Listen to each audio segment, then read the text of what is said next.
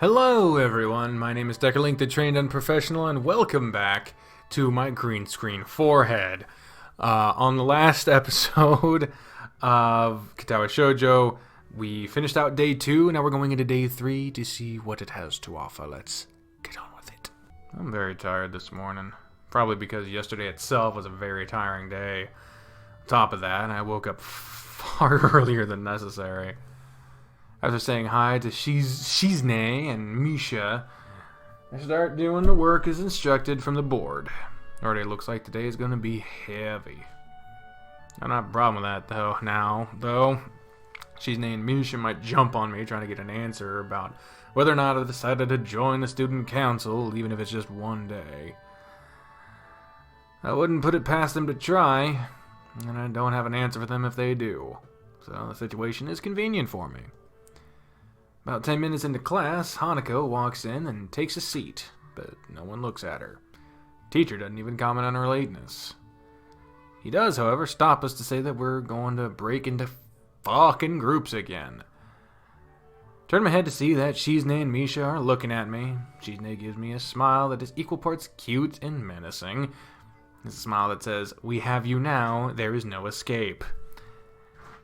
Hee-chan, looks like we're together again! Yay! Oh, Jesus. All up in our face with them. This is them again.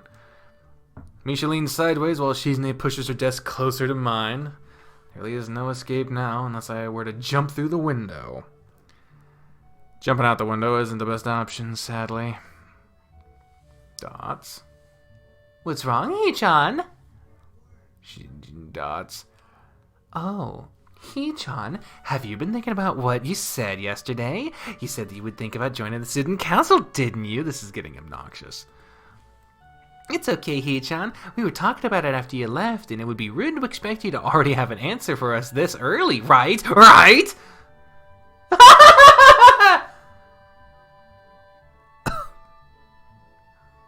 Man, I've been sick for like 2-3 weeks now. I don't have the fucking energy. I have been worn the fuck down over these 3 weeks, man. And the week before that was one of the worst I've had in my adult life. Jesus shit, man. This has not been a good time for me. You know what'll solve it? Eyeliner. There. My shitty attempt at eyeliner has been applied. I don't have the best eyeliner technique, I've been told, but, you know, one day I'll get together with a few of my makeup savvy friends and they'll beat the shit out of me for crimes against their not profession, but their thing they're good at. Proficiency. I'm a crime against proficiency. That's a good fucking line, isn't it? I'm so happy you two were able to have a laugh at my expense. Even more pleased to know that you both know how crazy the two of you can be. Now that that's over, Shizne snaps back into serious mode and smacks today's assignment with the back of her hand with an overly dramatic and important way. In a way. When I actually look at this stuff, it's mostly just reading. In fact, there are only 2 problems. I almost want to say something about how her rush to get started seems a bit much, considering the small amount of work. In fact, Shizne probably knows how little there is and simply doesn't care. Yeah, it seems that like the workload doesn't matter to her as much as the fact that there is work. The actual amount is unimportant. She approaches everything with the same level of ambition. Ooh, the juxtaposition here.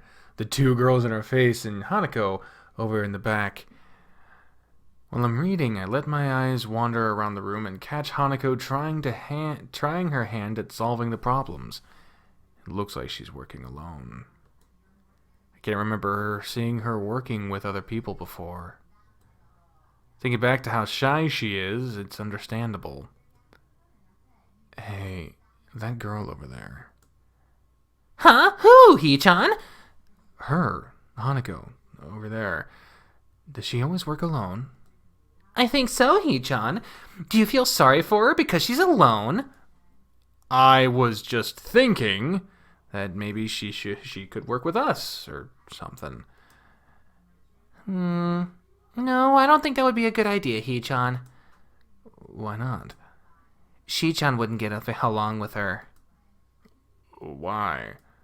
A domineering personality mixed with someone who is extremely sheepish? Oh, I wonder what the fuck would happen there. Misha shuffles around the question, letting out a sigh that sounds very strange. It's nervous, but still has that lifting up and down quality present in everything she says. Just because, Hee-chan. By now, Shizne has noticed our conversation, and it makes me realize again how Misha has been signing everything she's been saying this whole time. Ooh. What, Shi-chan? The friend of my enemy is my enemy? That sounds so harsh. I'm not going to say that. What? The fuck is wrong with... What's going on here? You said it anyway. I know, Hee-chan. It's fine if you overhear. I wonder if this is Misha's way of keeping things fair, since without her, I wouldn't be able to understand a thing Shizne is saying, and vice versa. Is that also why she signs all the time? So there's never a conversation Shizne will be left out of? Dots. Anyway, we should start on the problems now, Hee-chan. Okay, there's some shit going on between these two. And Shizne's been kind of on my shit list lately, and I really want to make sure Hanako's okay. I hope no. Oh man. We finished with time to spare, and I decided to ask if there's any alternatives to the cafeteria, as frankly, the food so far has been subpar. This sends Shizne and Misha arguing among themselves about their favorite restaurants. All of them are downtown, so I don't think we'll have time to go all the way there. And what about the bill? Are they arguing just for the fun of it? Maybe. They seem so distracted by it that they don't even notice the start of the actual lunch break. I look over at my shoulder toward the back of the classroom. She seems to be studying her notes from the previous class. It's an odd sight. Everyone else in the class is busying themselves with the lunch break, socializing, gossiping, rearranging desks. The ones with actual box lunches mixed in and chattering like everyone else, only interrupted by short bouts of eating. But when I watch Hanako, it feels like I'm the only one who can see her, almost as if she was invisible, sort of hiding in plain sight. Is she being bullied? Is she isolating herself from the rest of the class on her own accord? I see her look over her shoulder toward the classroom's rear door. Come to think of it, she hasn't turned a page since I've started watching her. I guess she's waiting for someone. What to do? Well, here's another choice here. So actually, let's go back and save. Thing about this, I don't know what the situation is, and it's very easy to tread on someone's boundaries if you don't share them. Because the thing is, right, this whole school is centered around the idea of understanding that other people have their limitations and basically acting like those limitations are as normal as anything else. And while that's awesome, and I think that's good, the problem is that as an outsider coming in, there's no real social orientation aside from falling on your face from time to time. So with someone like Hanako, the big question here is, as they kind of put it earlier, is she avoiding people because they've been mean, or has everyone copped to the fact that she's extremely shy and is voluntarily staying away from her as to not upset her? I'm inclined to believe the second one, because the teacher is unlikely to be ragging on a student especially one that has not only the endorsement of Lily as a character, but also is a strict professional. So it's very unlikely that this isolation with Hanako is anything other than one that is imposed because of her condition. At the same time, our attention is being drawn to her, so it's very possible that just totally fucking ignoring her, letting her go about her business, could be a way to be respectful of her, but at the same time, just ignoring someone that the game is like, hey, you want to talk to this person? You gonna say something? You fucking talk to her? It seems unlikely to be the right thing to do. And considering now I'm kind of really banking on the idea that I will just eventually do a walkthrough run after my neutral run is complete of whatever winds up happening, I'm going to just kind of go with my gut, like, oh, hey, I did not fucking choose anything, you fucking asshole. Yeah, it made me click on that, which is not what I wanted to do. I want to go to talk with Hanako, because that's how we're going to find out if there's boundaries or not. So let's fucking go. So let's see what happens. I still feel bad for making her run away yesterday, so I'd better say something. Here we go. Hey there, Hanako. Oh, Jesus. He's how? Well, at least she remembers my name. Hey, I just wanted to apologize for yesterday. I didn't mean to startle you or anything. I'm just new here and thought I should get to know my classmates. Oh, hey, look at her! As Hanako looks up at me, I notice her scarring once more. She looks very happy, though. This is very nice. It's a little bewildering that you can barely notice it from across the room, but it's so noticeable from close up. Oh, she's hiding her face with a similarly scarred hand. That's okay. It was my fault. It wasn't anyone's fault. It just kind of happened. So, are you waiting for someone? I saw you looking at the door before. Yes, Lily. Oh, you mean Lily the blind girl. Why would you call her Lily the blind girl? Jesus. Hanako only nods in response, and I can't help but wonder if defining people through their disabilities as a faux pas of the worst kind are just normal or here. I guess it explains why Lily took off after her yesterday. She seems like a nice girl. You two friends? Yes. As if hoping for Lily to appear, she checks over her shoulder again. I think I'm making her nervous again. I hope I'm not disturbing you right now. No, that's not it. It's just easier if Lily doesn't come here. Oh, because it's hard to get around the classroom? Not really. Hanako's gaze drifts past my shoulder and towards Shizne. Shizne? Hanako nods again. What about her? Don't they get along? Hanako shakes her head. Clearly this is something she doesn't want to talk about. Does make a strange sort of sense. Shizne and Lily not getting along so well. Communication between the two would be all but impossible. It's hard enough talking to Shizne through Misha, even when you can see whose hands are talking. Hanako is so focused on Shizne that I am the first to notice Lily at the door. Oh, she's here now. Hanako spins around to confirm this. Upon seeing Lily, she moves quickly to the door. Lily. Aw, she's so happy.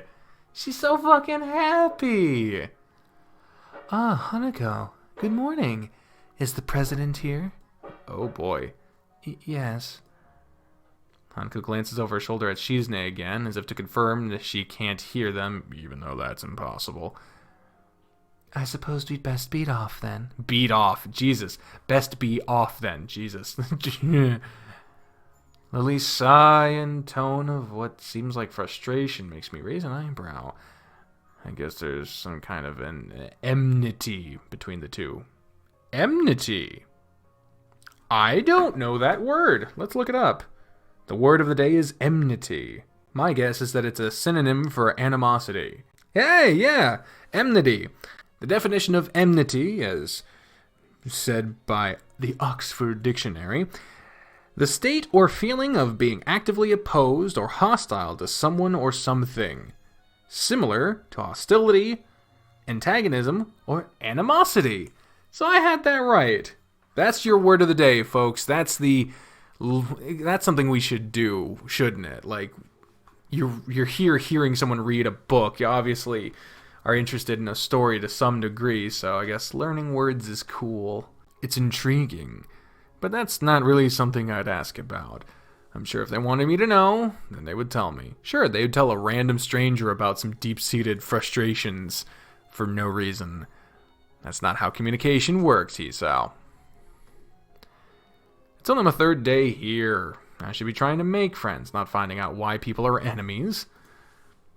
Still, it's a little funny to find out that this school has little feuds, just like my old high school. Yeah, disabled people still have grudges and get mad at each other. You shitting me? It can be weird sometimes because, you know, if you find someone who's disabled just being an asshole, like, yeah, don't make fun of them for their disability, but if you're being an asshole, rightfully call it out. You don't get a pass just because you're disabled. Like, I have many mental disorders, but if I take it out on someone, that is still a problem.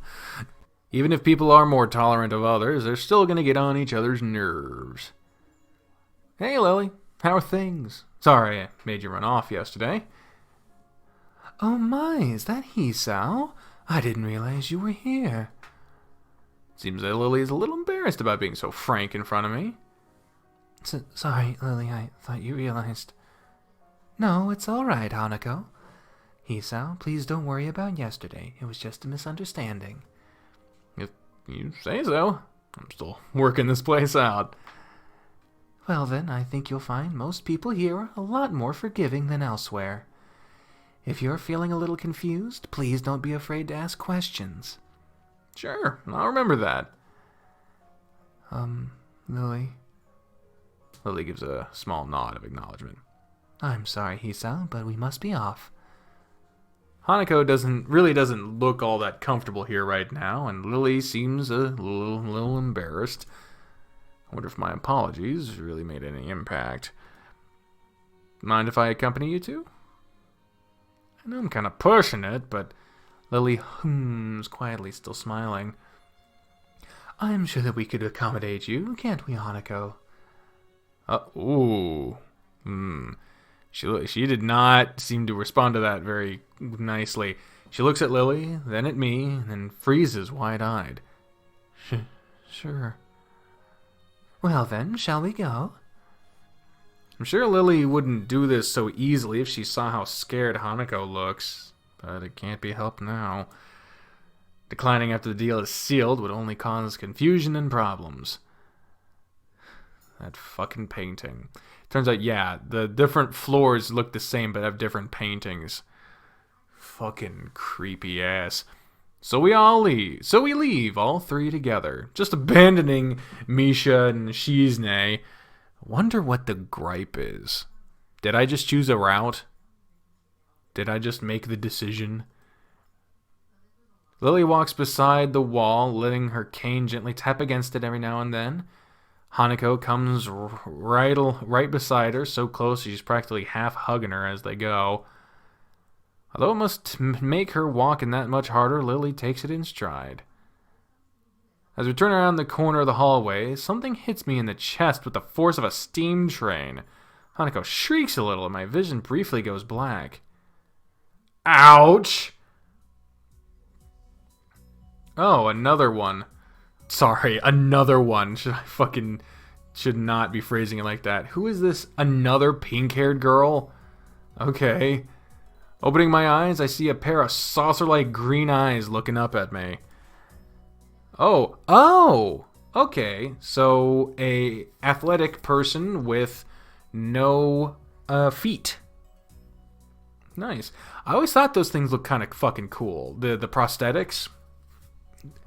I remember seeing like a track run with those things, and I was like, man, to be able to balance on those things, to be able to run that proficiently, that is incredible. I love that. They belong to the perpetrator, a short girl who bumped into me and has now fallen down onto the hallway floor. She wears a PE uniform and a very worried frown. The former strikes me as a rather strange thing to have on during the lunch break. More striking than that, though, she doesn't have legs.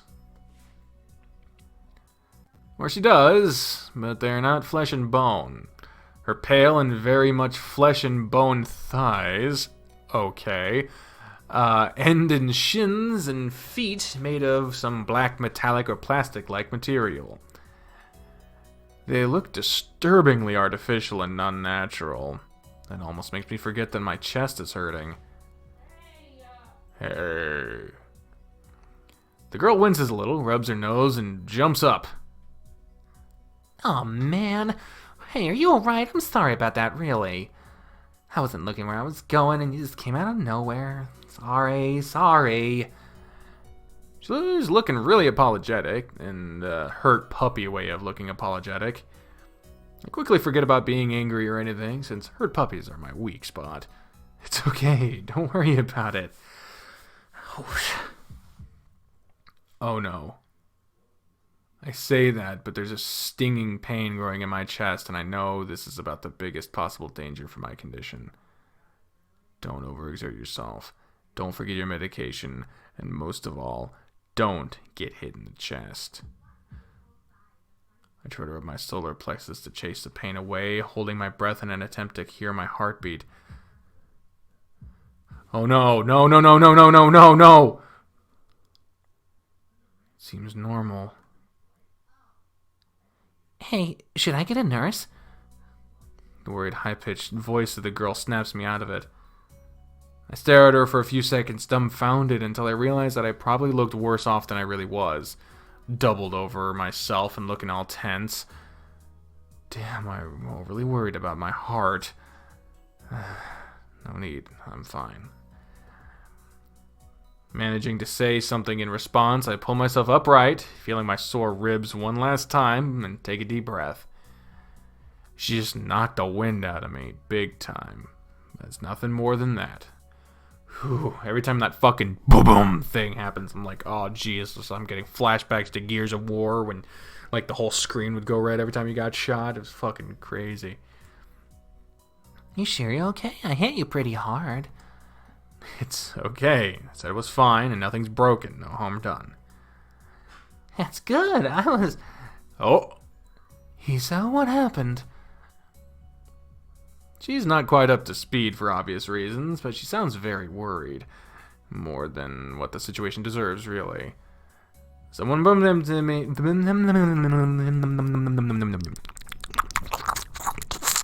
Someone just bumped into me. Nothing serious. Just winded. Sorry, it was my fault. I was just going to get some stuff, and I was kind of in a hurry. That someone here is Emmy, isn't it? The little girl coughs quietly and shuffles her plastic or metallic feet, looking down at them before saying anything. Hi, Lily. Hanako. I guess the girls know each other. Do please try to be more careful. You might be sturdy enough to endure these sorts of accidents, but there are people who aren't. The girl blushes and starts to fidget nervously like a little child caught misbehaving. She does have a lot of expression sprites for this one scene. It's so cute, I find myself smiling. I know that. I was just... I gotta go. Teacher will have my head. I promised I have the printouts, but I went running instead. Sorry, I gotta change and everything. Before any of us can say a thing, Emmy is already bolted away, leaving the hallway eerily quiet. Does that sort of thing happen often around here? And back to the beginning. There are more rules in Yamaku than usual for running in corridors. But that rarely stops Emmy, it seems. She shakes her head weakly and offers a slight, composed smile. I don't think there's anything we can do to stop her, I'm afraid. Shall we be off, then? Lily heads off along the hallway, and Hanako hurries after her.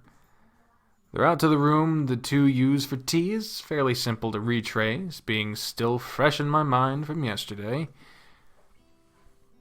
Lily and Hanako quickly go about the business of making lunch.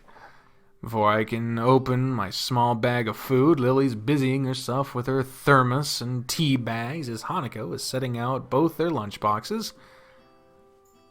So, this is what you meant by coming here almost every day. So, is this what you meant? Yes, Hanako and I usually... I fucking called it! I called that the friend she was referring to was the dark-haired girl, which is Hanako. Oh, shit, I fucking called it. Hanako and I usually have lunch here. It suits both of us, so we ended up using this room regularly. After seeing Hanako's reactions to me over the past couple of days, I can understand why that is a boon. What does that mean? That and Lily being able to get some quiet away from her class as well. What does that mean? Do we have another word of the day, ladies and gentlemen? Boon. A thing that is helpful or beneficial. Okay. I take my seat last after Lily poured the tea for us and sits down. This is very similar to the other sprite, or CG, but now Hanako's there, looking nervous as fuck. The poor Goyle. The more time I spend with these two girls, the more I think they're a perfect foil to Misha and Shizne. Even without a voice, Shizne is direct and brash, and Misha seems to get along with everyone. On the other hand, Lily is soft-spoken and relaxed, while Hanako seems to be the shyest girl I've ever met. So, how are you faring in Yamaku, Hisao? You seem a bit flustered before, seemed.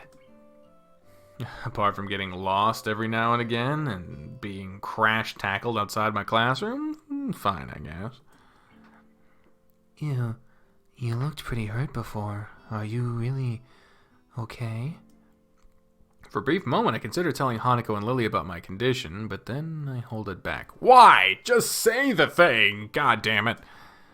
Can't tell why, and for some reason I feel uncomfortable talking about it to these relative strangers, even if they have been pretty friendly. Yeah, it's nothing. I was just a bit startled. Judging from the two girls' expressions, I don't think they're buying it.